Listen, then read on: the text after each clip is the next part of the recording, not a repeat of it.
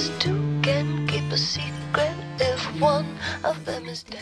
Hey guys, so this past Tuesday was the 6th episode of the second half of the 3rd season of Pretty Little Liars, and the episode was called What Becomes of the Brokenhearted. And apparently what becomes of the brokenhearted is you just go completely off your rocker. Right, Spencer? Aria, take it easy with the patterns, girlfriend. And what the hell does chewing your elbows mean? And why do you have Ezra's mom's phone number?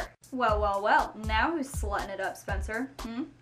Remember that? Okay, so these girls really need to come up with a code word for when they have something that they really can't tell each other. Like how Emily got pissed at Spencer for not telling her about Toby. They all should know from personal experience that sometimes there's an A-related thing going on that you can't talk about. So like whenever that's happening, they need to have a word that they say that tells the other person, hey, I can't talk about this, and you know why. Like say, potato was the code word. Then in that scenario, Spencer could have just been like, Emily, potato.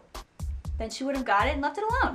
And by the way, for some reason, I'm just so bothered by the way that Emily acts angry. Like the way that she does it to me is just like, I am auditioning for a part in this play or movie, and in this scene I'm supposed to be mad, so I've seen it done this way in the movie, so this is the way I'm gonna do it, this is what I'm gonna sound like because it's the cliche way to act mad, and I just feel like I'm doing really well right now, when really you're not at all, and it's totally not believable, and oh yeah, you're fired. So Caleb is kind of being a hypocrite by saying that Hannah shouldn't be poking around in his life, but then Hannah isn't really being understanding that maybe he just really isn't ready to meet his dad after all these years of abandonment. I don't know where I stand on this pressing issue. Oh god, Ren's back. I'm telling you guys, he's bad news. Oh my god, Caleb is so stinking cute! Okay, two things. Whoever it was that bought all that whiskey must make bank. Jason, what are you doing? Don't just pour all that stuff out, at least donate it to the homeless or something. Wilden is so not only a couple years older than Cece, give me a break. Although I think in real life, Spencer is actually like 27, so I guess age really is just a number. Speaking of Cece, first of all,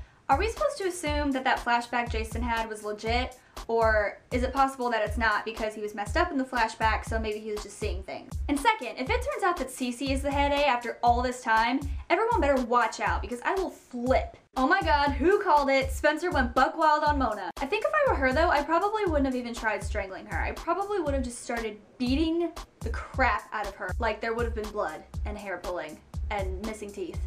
Aria, you cheating hoe. Oh my god, that elevator scene was giving me so much anxiety, and I thought Jason died for sure. No, I don't want Jamie to be stealing money from the church. I just want the daddy drama to be over, and for him and Caleb to just live happily ever after, and that's a wrap. The end was kind of creepy to me for some reason with Jason disappearing like that. And I mean, there's no way for someone to have physically taken him, right? So I mean, he must have just been like, nope, F this, I'm out. Okay, so for my favorite line of the episode, it was actually from my favorite scene of the episode where Spencer goes cray cray on Mona, and it was when she first walks in and she bumps into Andrew and they start talking back and forth, and then at some point she goes, oh Andrew, I didn't recognize you in clothes. Alright guys, so that's it for this week's review. I will see you guys next week. Bye! 'Cause two can keep a secret if one of them is dead.